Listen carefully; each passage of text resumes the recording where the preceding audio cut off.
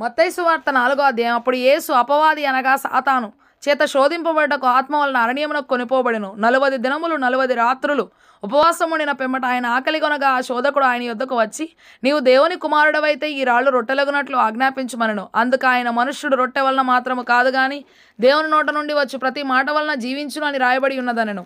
అంతటా అపవాది అనగా సాతాను పరిశుద్ధ పట్టణమునకు ఆయనను తీసుకొని పోయి దేవాలయ శిఖరమున ఆయనను నిలువబెట్టి, నీవు దేవుని కుమారుడవైతే క్రిందికి దుముకుము, ఆయన నిన్ను గూర్చి తన దూతలకు ఆజ్ఞాపించును, నీ పాదం ఎప్పుడైనను రాతికి తగలకుండా వారు నిన్ను చేతులతో ఎత్తికొందురు అని రాయబడి ఉన్నదని ఆయనతో చెప్పెను. అందుకు యేసు ప్రభు అయిన నీ దేవుని నీవు శోధింపవలదని మరి ఒక చోట రాయబడి ఉన్నదని వారితో చెప్పెను. మరల అపవాది మిగుల ఎత్తైన ఒక కొండ మీదికి ఆయనను తోడుకొని పోయి ఈ లోకరాజ్యములన్నిటినీ వాటి మహిమను ఆయనకు చూపి, నీవు సాగిలపడి నాకు నమస్కారము చేసిన ఎడల వీటినన్నిటిని నీకు ఇచ్చేదనని ఆయనతో చెప్పగా, యేసు వానితో, సాతానా పొమ్ము, ప్రభు అయిన నీ దేవునికి మ్రొక్కి ఆయనను మాత్రము సేవింపవలను అని రాయబడి ఉన్నదనెను. అంతటా అపవాది ఆయనను విడిచిపోగా ఇదిగో దేవదూతలు వచ్చి ఆయనకు పరిచర్య చేసిరి.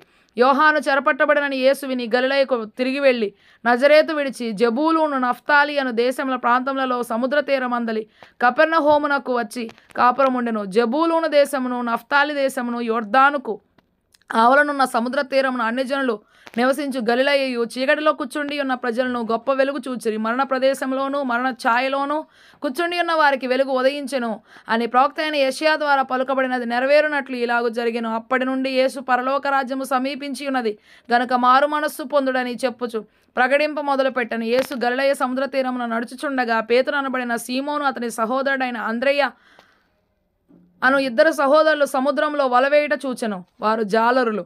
ఆయన, నా వెంబడి రండి, నేను మిమ్మల్ని మనుషులను పట్టు జాలరులనగా చేతునని వారితో చెప్పెను. వెంటనే వారు తమ వలలు విడిచిపెట్టి ఆయనను వెంబడించిరి.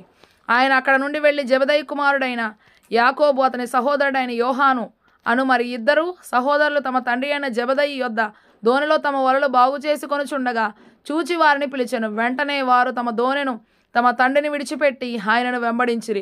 యేసు వారి సమాజ మందిరములలో బోధించుచు దేవుని రాజ్యమును గూర్చిన సువార్తను ప్రకటించుచు ప్రజలలోని ప్రతి వ్యాధిని రోగమును స్వస్థపరచుచు గలిలయందంతటా సంచరించెను.